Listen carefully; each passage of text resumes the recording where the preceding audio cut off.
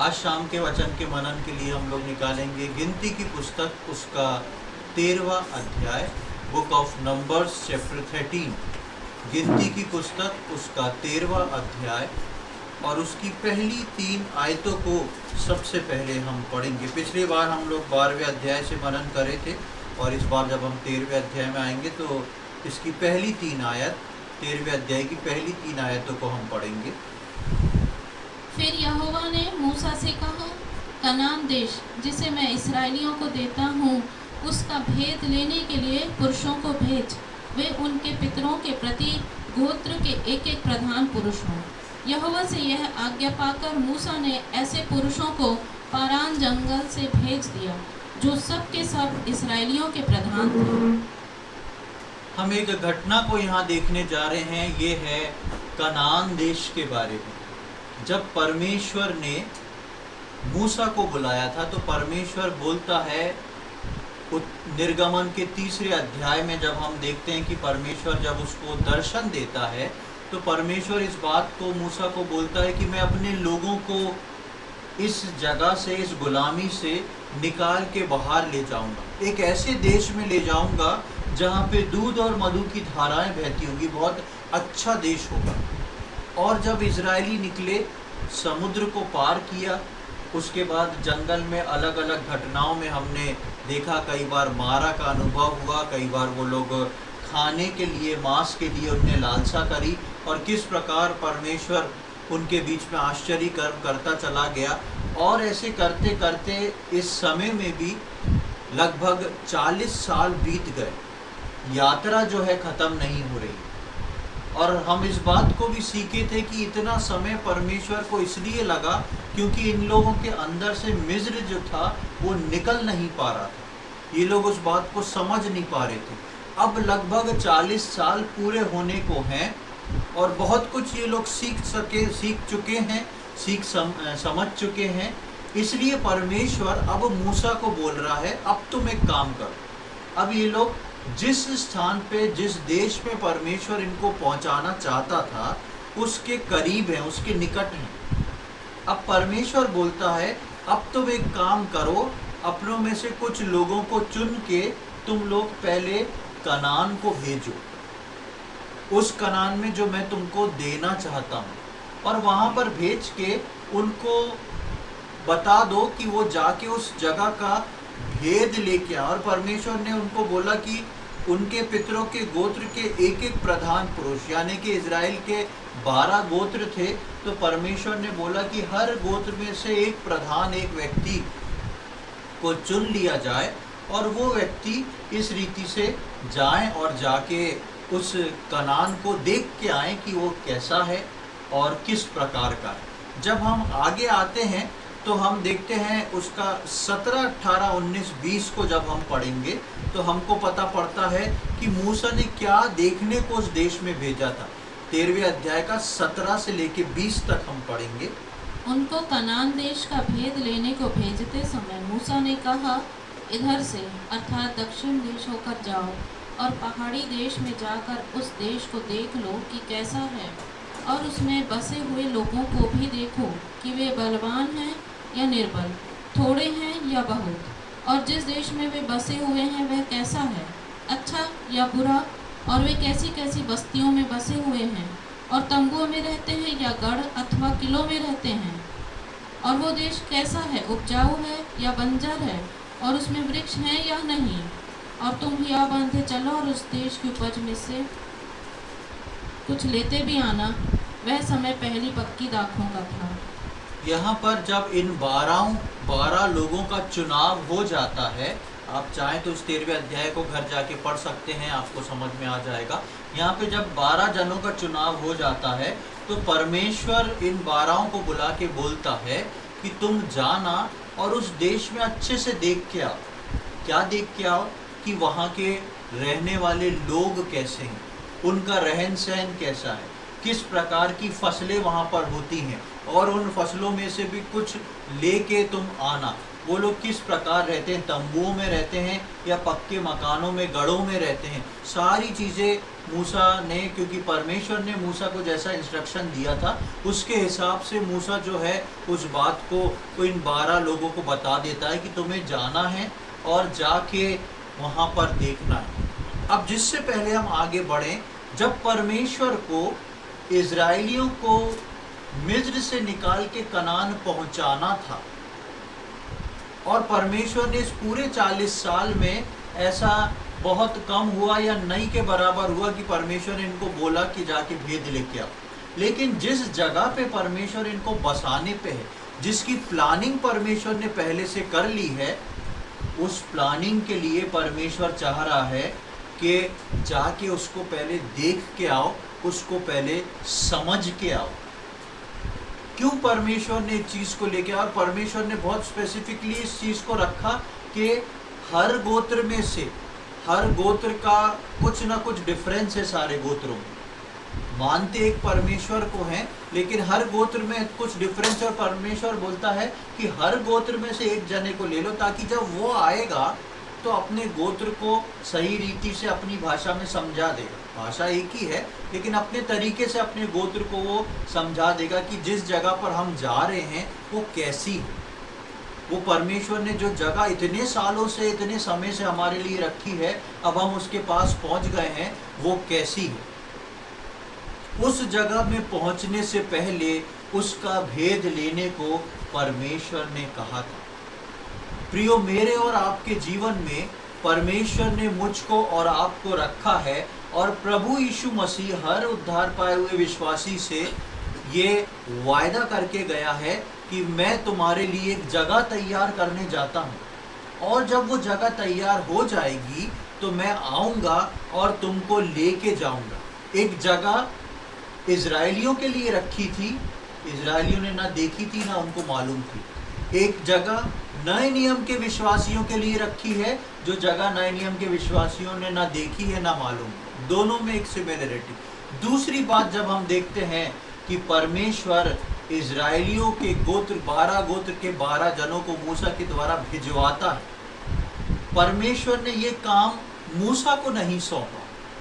परमेश्वर ने ये काम मूसा को नहीं सौंपा। हर जगह परमेश्वर मूसा को भेजता है, मूसा से बातचीत करता है, लेकिन ये काम परमेश्वर ने उन लोगों के हाथ में सौंप दिया कि उन इजराइल के 12 गोत्रों में से भेजो और वो देख के समझ के आए।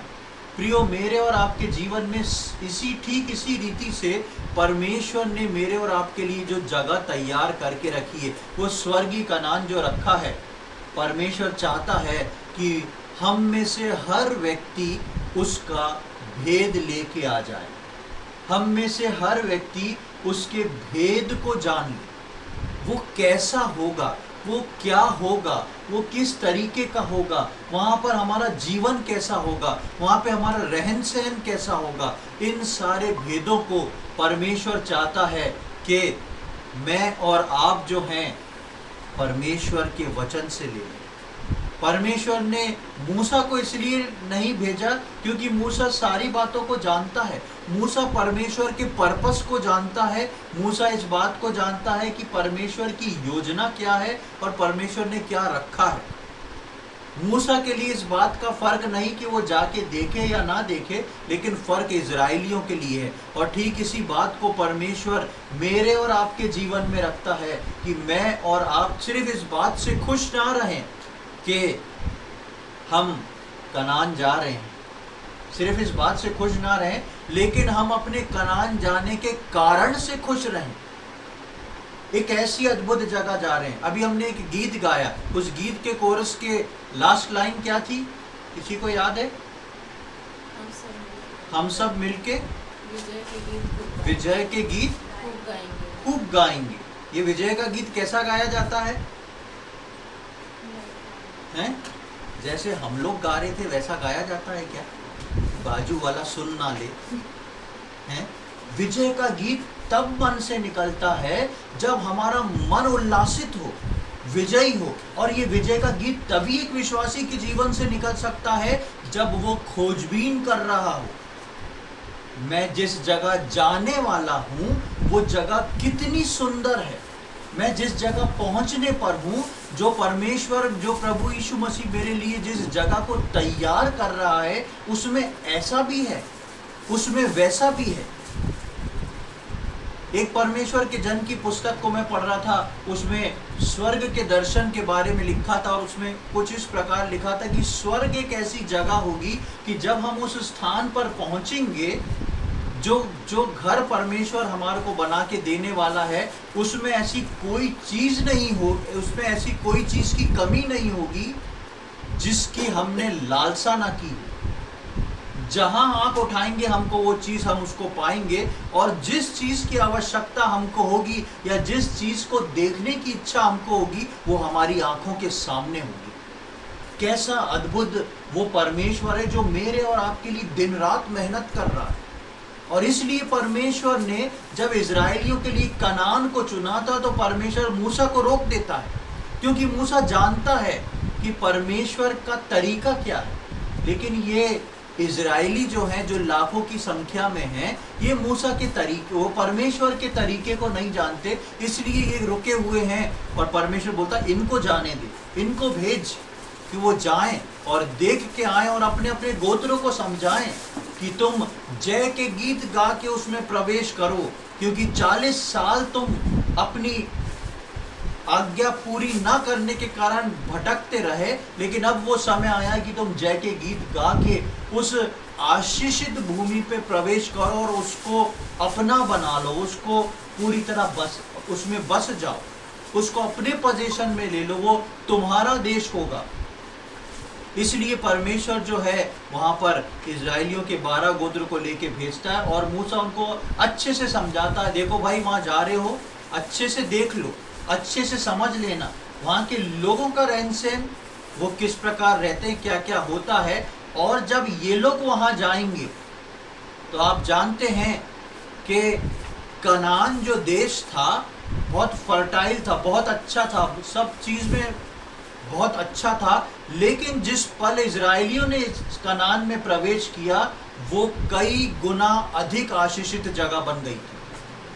वो सब कुछ जो था और आशीषित हो गया था, बदल गया था, क्योंकि परमेश्वर का ठहराया हुआ स्थान था, और परमेश्वर के ठहराए हुए स्थान में परमेश्वर की ठहराई हुई प्रजा पहुंच रही थी। जब परमेश्वर के ठहराए हुए स्थान में परमेश्वर की प्रजा पहुंचती है, वो एक बहुत बड़े आनंद का कारण होता है। और मैं और आप वही आशीषित लोग हैं जो परमेश्वर की ठहराई हुई प्रजा हैं, और हम उसने मेरे और आपके लिए जो स्थान ठहराया हुआ है उसमें बहुत शीघ्र प्रवेश करने जा रहे हैं। और इसीलिए वो बोलता है कि वहाँ के रहन सहन को देख लेना, ताकि जब तुम रहोगे तब तुम्हें समझ में आएगी, जब हम पहले आए थे तो ऐसा नहीं था, लेकिन अब ऐसा और अधिक हो गया। तो इन सारी चीज़ों को लेके वो भेजता है। अब आगे हम पढ़ते हैं कि जब वो लोग जाते हैं, वो भेद लेके उस स्थान का सब कुछ देख के समझ के लौटते हैं। अब जब भेद लेके लौटते हैं तो वो एक रिपोर्ट को देते हैं मूसा को। उस रिपोर्ट को हम देखेंगे। मैं इसको थोड़ा शॉर्टकट में चल रहा हूँ, आप बाद में पूरे अध्याय को पढ़ सकते हैं तो आपको समझ में आ जाएगा। इस 13वें अध्याय की 31वीं आयत से 33वीं आयत, चैप्टर 13 वर्स 31 to 33। पर जो पुरुष उसके संग गए थे उन्होंने कहा, उन लोगों पर चढ़ने की शक्ति हम में नहीं है, क्योंकि वे हमसे बलवान हैं।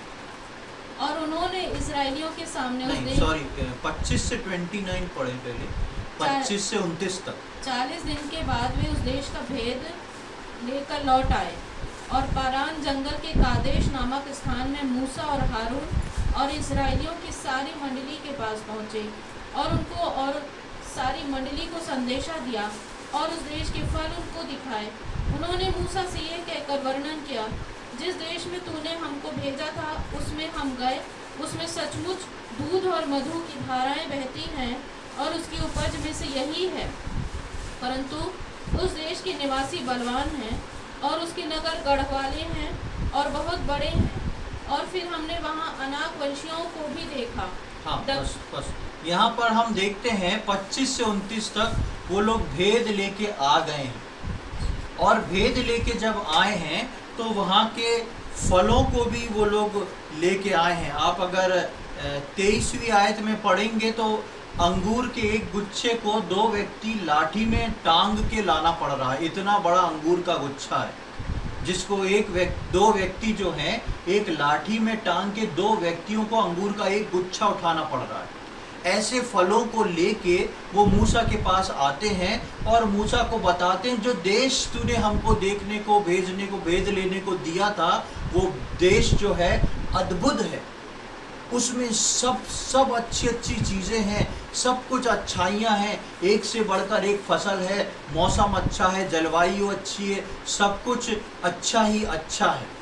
पर जब वो आगे की ओर बखान करते हैं तो वहाँ पर बताते हैं कि पर वहाँ उस देश में रहने वाले जो लोग हैं वो हमको ठीक जान नहीं पड़े, क्योंकि वो हमसे बहुत ताकतवर दिखाई देते हैं। अब हम 31 से 33 तक पढ़ेंगे, 31 to 33।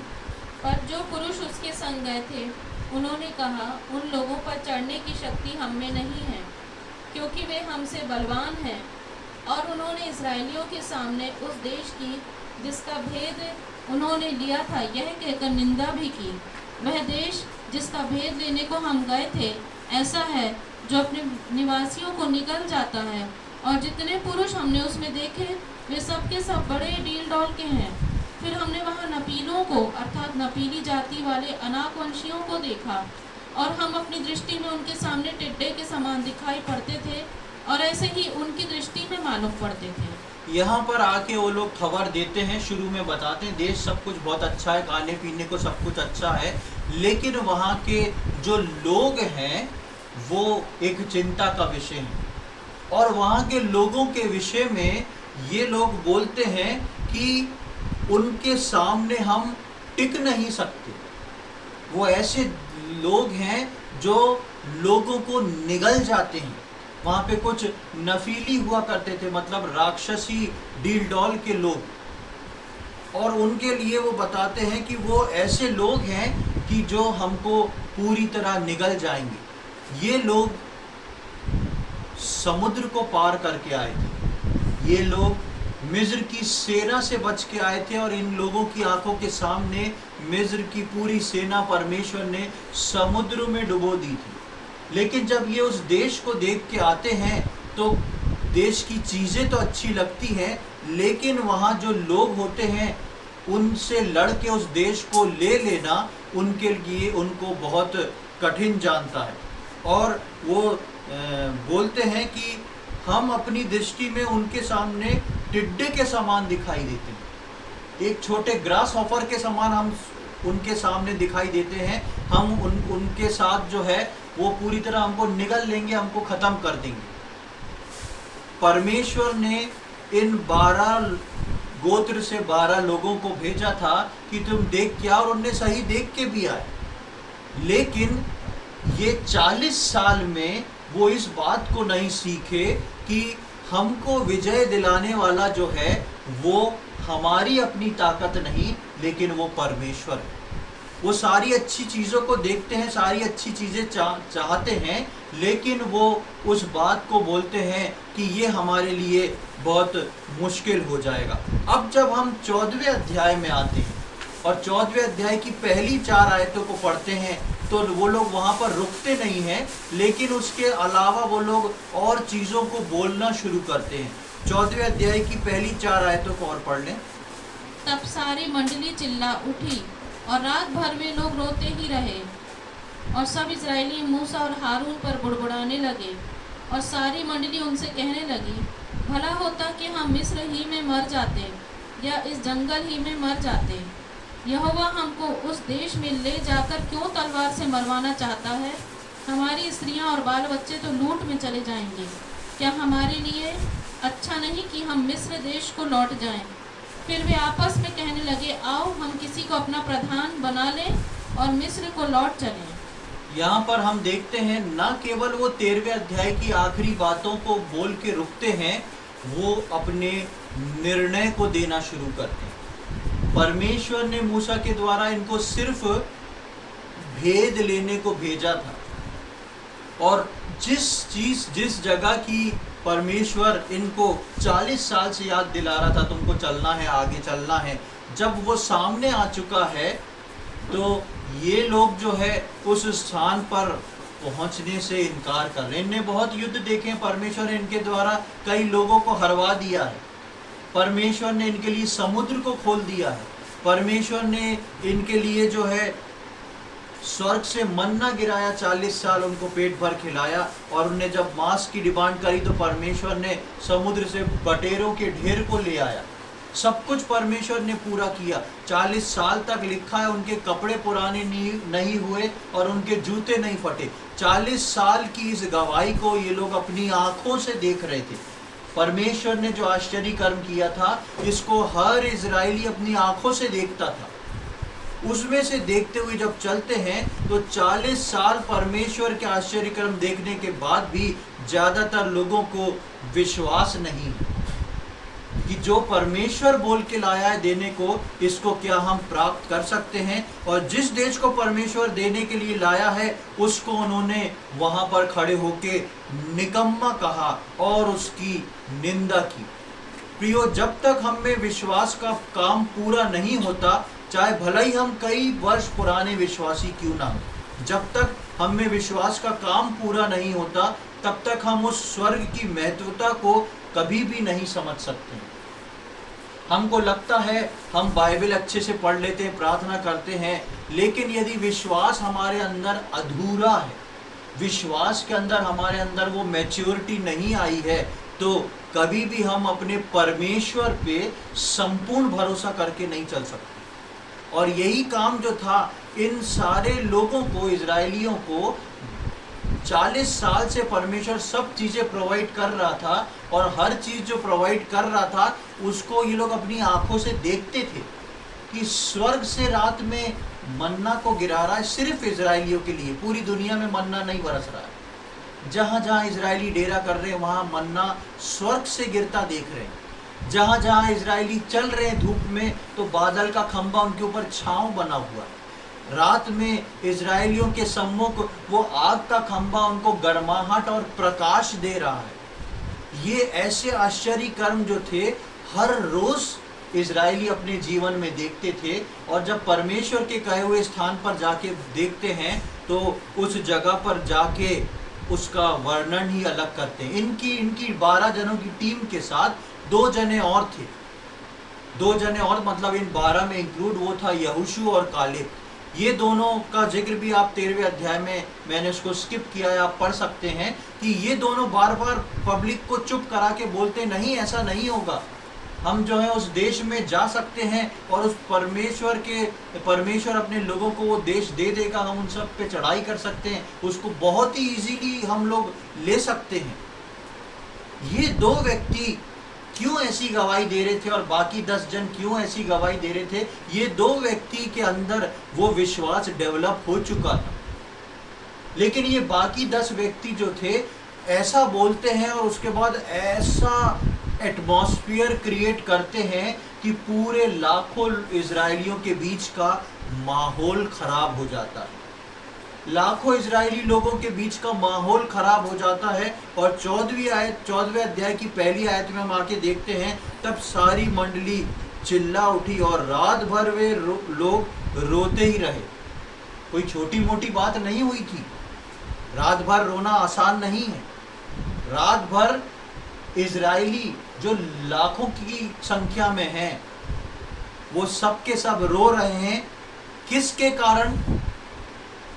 इन 10 लोगों के कारण। और इन 10 लोगों के कारण क्यों रो रहे हैं? क्योंकि इन 10 लोगों का विश्वास जो है वो छोटा। प्रियो, मेरे और आपके जीवन में भी हम विश्वासी बहुत कहला सकते हैं, हम विश्वासी एक झुंड में रह सकते हैं, लेकिन याद रखिए, एक विश्वासी का भी विश्वास अगर कमजोर होता है, एक विश्वासी का भी अगर विश्वास जो है मैच्योरिटी पे नहीं पहुंचता है, तो वो पूरी कलीसिया में दुख का कारण देता है। ये पूरी मंडली रो रही है। किन की बातों के कारण? उन 10 लोगों की बातों के कारण पूरी मंडली रो रही है। सब के सब रो रहे हैं, और ऐसा छोटा मोटा नहीं, रात भर रो रहे हैं। हमारा विश्वास न केवल हमारे कदमों को रोकता है, लेकिन हमारा विश्वास हमारी कलीसिया की बढ़ोतरी को रोक देता है। हमारा विश्वास जो है हमारी कलीसिया को रोने पर मजबूर कर देता है। इसलिए परमेश्वर का वचन स्पष्ट रूप से आता है और वो बताता है कि कलीसिया में हर व्यक्ति को सरगर्म रहना बहुत आवश्यक है। कलीसिया में हर व्यक्ति को तैयार रहना बहुत आवश्यक है। हम पिछले संडे को वचन सुन रहे थे, प्रकाशित वाक्य की एक आयत को पढ़ा था 3 अध्याय से, कि प्रभु यीशु मसीह बोलता है तू ना ठंडा है ना गर्म है, मैं तुझे उगलने पर हूं। परमेश्वर को ऐसा डिसाइड कर लेना पड़ा है, I will spit you out, मैं तेरे को उगल दूंगा, मैं तेरे को उगलने पर हूं। क्यों परमेश्वर को ऐसा सोचना पड़ा? और वही कहानी जो है आप देखेंगे कि यहाँ पर हुई, इसको हम अगले हफ्ते उस बात को देखेंगे कि क्या उसका डिसीजन हुआ था। अभी जब हम दूसरी आयत से लेके चौथी आयत तक पढ़ते हैं 14वें अध्याय की, तो वहाँ दूसरी आयत में देखिए क्या लिखा हुआ है। और सब इजरायली मूसा और हारून पर बुड़बुड़ाने लगे और सारी मंडली उससे कहने लगी, भला होता कि हम मिस्र ही में मर जाते या इस जंगल ही में मर जाते। भला होता, ये हमारे लिए अच्छा होता कि हम मिस्र में मर जाते या इस जंगल में मर जाते। पहली चीज, इजराइलियों ने अपने मुंह से अपने लिए इस जंगल में डेथ को मांगा। पहली चीज, इजराइलियों ने अपने मुंह से इस जंगल में अपने लिए डेथ को मांगा, और इनने जो मांगा था हम आगे आने वाले समय में देखेंगे, परमेश्वर ने उनको वही जंगल में दे दिया। इसलिए परमेश्वर का वचन इस बात को स्पष्ट बताता है, जिस बात को हम नीति वचन में पढ़ते हैं, कि तुम्हारी जीभ में मृत्यु और जीवन दोनों है। आप इमोशनली परमेश्वर के पास जाके प्रार्थना ना करें कि परमेश्वर मेरे को तो ऐसी समस्या है, मेरे लिए मर जाना बेहतर है। परमेश्वर के प्लानिंग को समझें, परमेश्वर ने आपके लिए क्या रखा है, उस बात को समझ के देखें। हमको शैतान तोड़ता है, दुखी करता है, निराश करता है, लेकिन जितनी बार करे उतनी बार आप परमेश्वर के पास जाना शुरू करें। 10 बार शैतान आपको गिरा रहा है, 10 बार आप दिन में जाके परमेश्वर के पास बैठे, परमेश्वर देखिए वो ऐसा कर रहा है, आप मुझे संभालिए। लेकिन हम अपने निराशा के शब्दों को परमेश्वर के सामने जाके ना बोलें। अपने दुख को जरूर बयां कर सकते हैं परमेश्वर को, लेकिन निराश होके ये ना बोलें, डिसीजन को ना लें। डिसीजन लेना जो है हमारे जीवन का परमेश्वर के हाथ में, हम उसको प्रभु बोलते हैं। और मैंने एक बार वचन में बताया था, प्रभु हम उसको बोलते हैं जो हमारे आत्मा प्राण देह तीनों का प्रभु होता है, जिसमें तीनों के ऊपर हम अपने उन तीनों चीज़ों के ऊपर जिसको कंट्रोल देते हैं, उसको हम प्रभु बोलते हैं। वो हमारे ऊपर प्रभुता करता है। इसलिए हम कभी भी डिसीजन को ना लें, उसको प्रभुता करने दें। और यहाँ पे इन लोगों ने डिसीजन करना शुरू करा और उनने बोला, अच्छा हमारे लिए ये होता, अच्छा कनान जाना नहीं है, अच्छा परमेश्वर पे भरोसा करके देखना नहीं है कि कैसे परमेश्वर वहाँ की सारी जातियों को ख़त्म करता है, लेकिन वो कहते हैं अच्छी हमारे लिए डेथ है। उसके बाद तीसरे आयत में जब हम आते हैं तो वहाँ पर देखते हैं वो परमेश्वर के ऊपर इल्ज़ाम लगाते हैं। क्या बोलते हैं? यहोवा हमको उस देश में ले जाकर क्यों तलवार से मरवाना चाहता है। अब उनका प्रकाशन और बढ़ गया है, उनका प्रकाशन और बढ़ गया है। अब वो न केवल अपनी बात कर रहे हैं, लेकिन परमेश्वर के कामों को भी डिसाइड कर रहे हैं। ये परमेश्वर ने ऐसा काम इसलिए किया है क्योंकि परमेश्वर हमको चाहता है कि हम वहाँ पर जाएं और उनकी तलवारों से काट दिए जाएं। क्या ये बात सत्य थी? ये सत्य नहीं थी, लेकिन ये असत्य उनके दिमाग में क्यों घुस गया?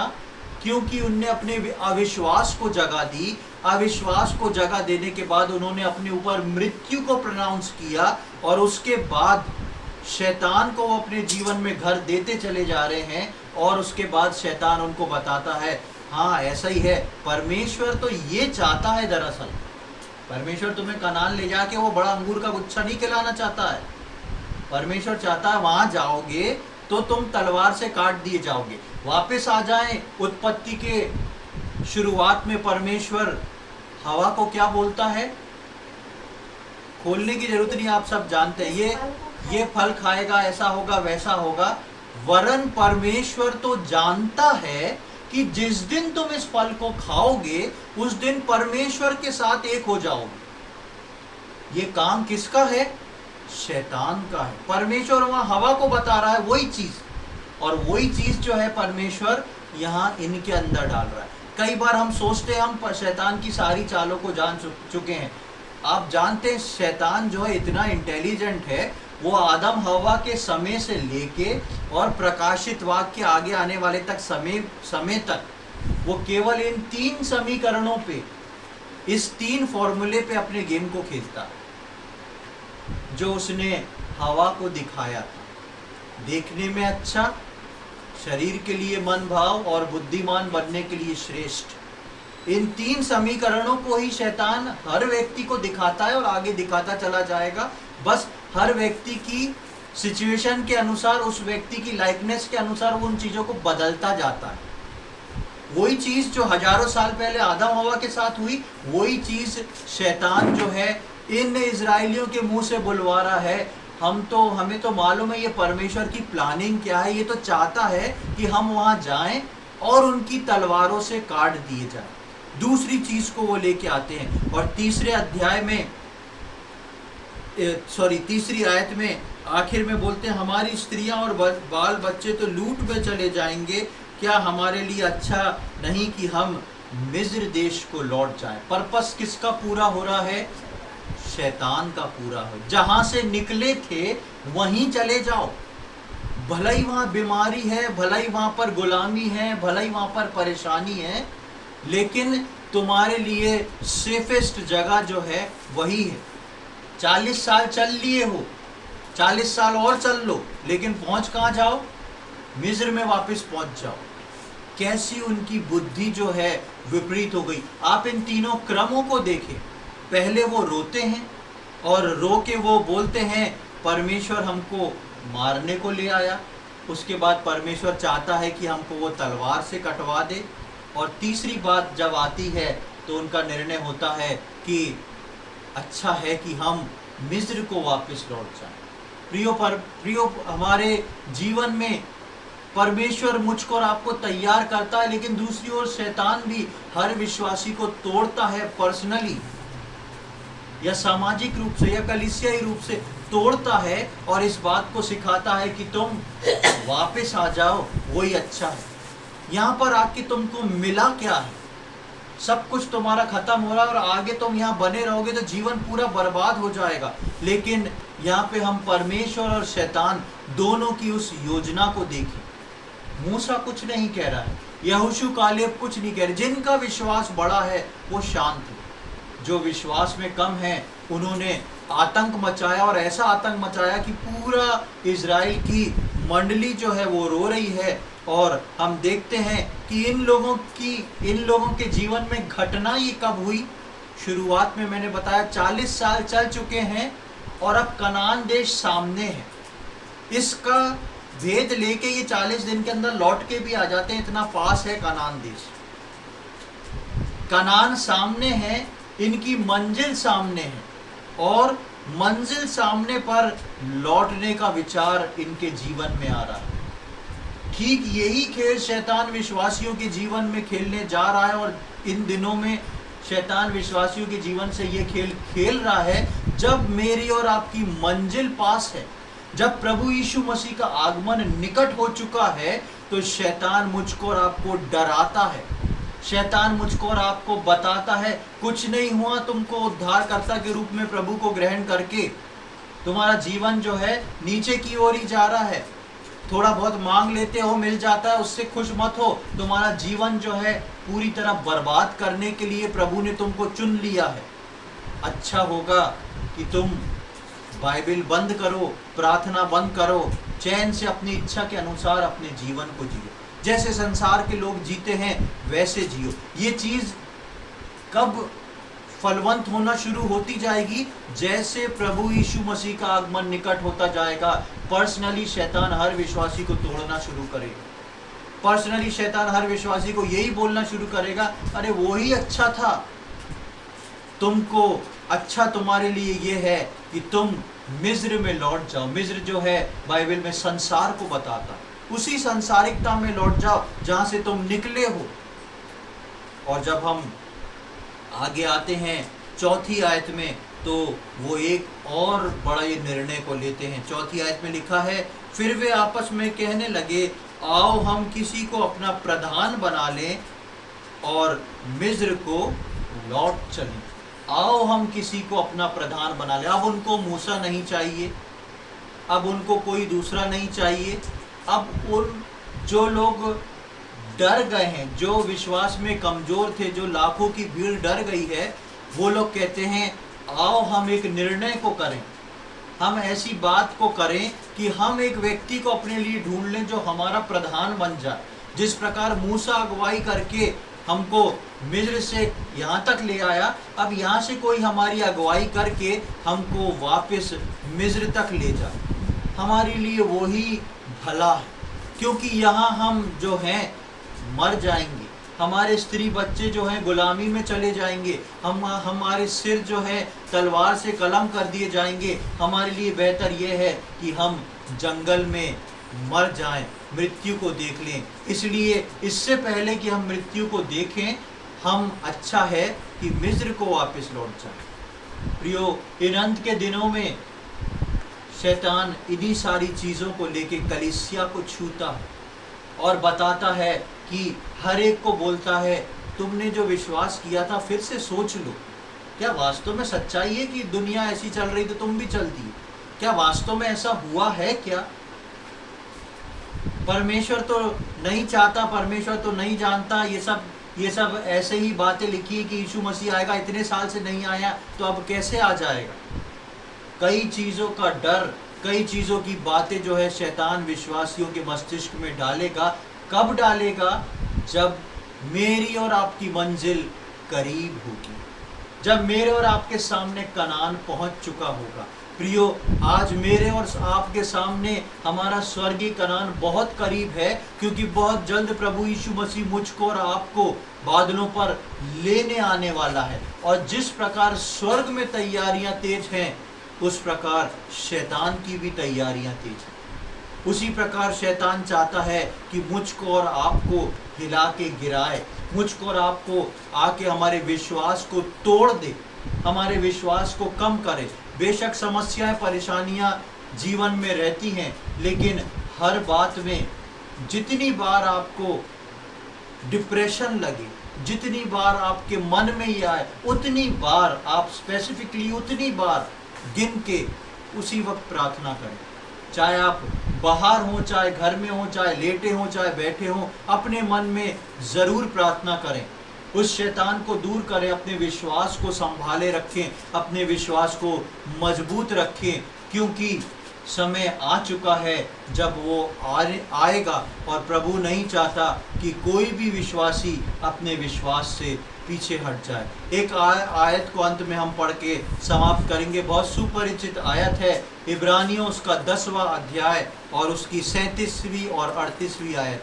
Hebrews chapter 10 verse 37 and 38। क्योंकि अब बहुत ही थोड़ा समय रह गया है, जबकि आने वाला आएगा और देर न करेगा। पर मेरा धर्मी जन विश्वास से जीवित रहेगा, और यदि वह पीछे हट जाए तो मेरा मन उससे प्रसन्न ना होगा। क्योंकि अब कितना समय बाकी है? बहुत बहुत थोड़ा समय बाकी है जब आने वाला आएगा, यानी कि प्रभु यीशु मसीह आएगा। और क्या नहीं करेगा? देर नहीं करेगा। उसको मालूम है, उसकी कलीसिया तैयार हो चुकी है, उसको मालूम है विश्वासियों के कराने को वो हर दिन सुन रहा है, विश्वासियों के आंसुओं को वो हर दिन देख रहा है, विश्वासियों की प्रार्थना को सुन रहा है, और वो इस बात को जान रहा है कि विश्वासी बोल रहे हैं, प्रभु अब बस, अब नहीं सहा जाता, अब आप आइए। पूरी दुनिया से, कलीसियाओं से ये कर्राहट निकलना शुरू हो गई है। वो जो विश्वास में बने हुए हैं वो इस कराहने को निकाल रहे हैं, वो इस बात को नहीं निकाल रहे कि मेरा जीवन तो खराब है, मेरा जीवन बेकार है और मेरे इससे अच्छा मृत्यु हो जाए। ये विश्वासियों में अविश्वास की बातें हैं, लेकिन विश्वासी आज भी जो हैं कर रहा रहे और चिल्ला रहे हैं। और जिस प्रकार परमेश्वर मूसा से बोलता है, अब मैं उतर आया हूं क्योंकि मैंने अपने लोगों की चिल्लाहट को, कर्राहट को सुना और उनके आंसुओं को देखा है। प्रियो, जिस प्रकार कलीसिया आज रो रही है, कर्रा रही है, उसके विश्वासी अपने विश्वास को प्रभु यीशु मसीह के साथ साझा कर रहे हैं, बोल रहे हैं प्रभु अब नहीं हो रहा। यकीन जानिए प्रभु मुझसे और आपसे ज्यादा बेचैन है मेरे और आपके लिए। जितनी परेशानियां, जितनी तकलीफ से हम गुजर रहे हैं, उतनी तकलीफ प्रभु महसूस कर रहा है मेरी और आपकी प्रार्थनाओं को सुन के। और प्रभु बोल रहा है, मेरे बेटा मेरी बेटी बस मैं आ रहा हूं। इसलिए लिखा है कि अब बहुत थोड़ा समय आने बचा है कि आने वाला आएगा और देर नहीं करेगा, क्योंकि वो मेरे और आपकी आंसुओं को देख रहा है, वो मेरे और आपकी कर्राहट को सुन रहा है, वो मेरे और आपके पुकारने को सुन रहा है। और वो बोल रहा है, मेरे बेटा मेरी बेटी बस मैं आने पर हूं। और उसके बाद एक आयत और लिखी है, यदि विश्वासी जन पीछे हट जाए तो मेरा मन प्रसन्न नहीं होगा। प्रियो, मैं और आप यहाँ पर रोज हर संडे को, हर थर्सडे को मीटिंग में क्यों आ रहे हैं? ताकि विश्वास में मजबूत हो जाएं और अपने परमेश्वर के मन को प्रसन्न रखें। बेशक चैलेंजेस सबकी लाइफ में हैं, लेकिन याद रखें अपने विश्वास को मजबूत करके पकड़े रहें। अब समय वो आ चुका है, मेरे और आपके कराहने को प्रभु यीशु मसीह सुन चुका है और वो आके मुझको और आपको शीघ्र लेके जाएगा। हम उसके आगमन के लिए तैयार हो जाएं। प्रभु इन वचनों को समझने में हम में से प्रत्येक की सहायता करे। प्रभु के नाम की महिमा। आइए हम प्रार्थना करें। प्रभु जी, हम धन्यवाद देते हैं सुंदर समय के लिए। एक और बार हमारे जीवनों में प्रभु आपने ये अवसर प्रदान किया कि इस रीति से प्रभु हम इकट्ठे हो सके, आपके वचनों से मनन कर सके। हम धन्यवाद देते हैं प्रभु, आपके वचन जो हजारों साल पहले लिखे गए वो हमारे जीवन में एक नई आशा को भरते हैं। आपके वचन जो हैं जीवित वचन हैं प्रभु, जो हमसे बात करते हैं। आपके वचन ज्योति में हैं जो हमारे जीवन में प्रकाश को भर देते हैं। प्रभु जी, हम इजराइलियों के विषय में सुन रहे थे, 40 साल आपके आश्चर्य कर्म देखने के बाद भी वो उस कनान को तुच्छ जाने और उसकी निंदा करें और वापस अपने स्थान पर लौटने के अपने मन को बनाए। प्रभु जी, हम प्रार्थना विनती करते हैं, आज हम जितनों ने वचन सुना है और आगे आने वाले समय में वचन सुनेंगे, अपने जीवन में प्रभु ये गलती कभी ना करें। प्रभु, जब आपका आगमन निकट है, हमारा वो स्वर्गीय कनान सामने दिख रहा है और प्रभु आप हमको लेने आने वाले हैं। ऐसे में हम चाहते हैं प्रभु आप हम में से प्रत्येक के विश्वास की रक्षा करें। आप हमारे विश्वास को थामे रहें प्रभु जी।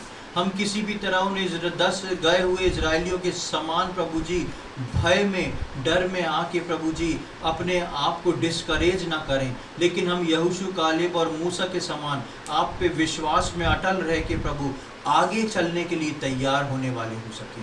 प्रभु, यदि हमारे जीवनों में विश्वास में कोई कमी आई है तो हम उसके लिए क्षमा मांगते हैं। और प्रभु, हम प्रार्थना विनती करते हैं, हम में से प्रत्येक जन जितने आज उपस्थित हैं, जितने आगे आने वाले समय में इन वचनों को सुनेंगे, सबके विश्वासों को आप मजबूत करें प्रभु।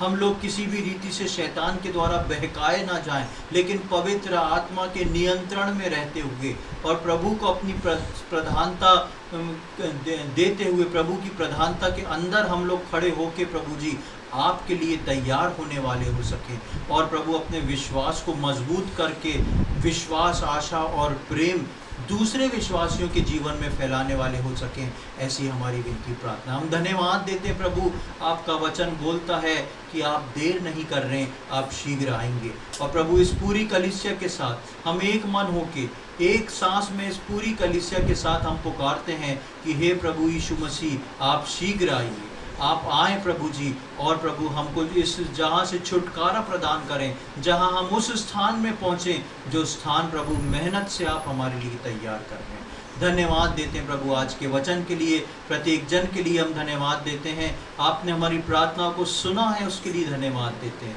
ये सारी बातें अपने उद्धार करता प्रभु यीशु मसीह के पवित्र और मीठे नाम से मांगते हैं, आमीन।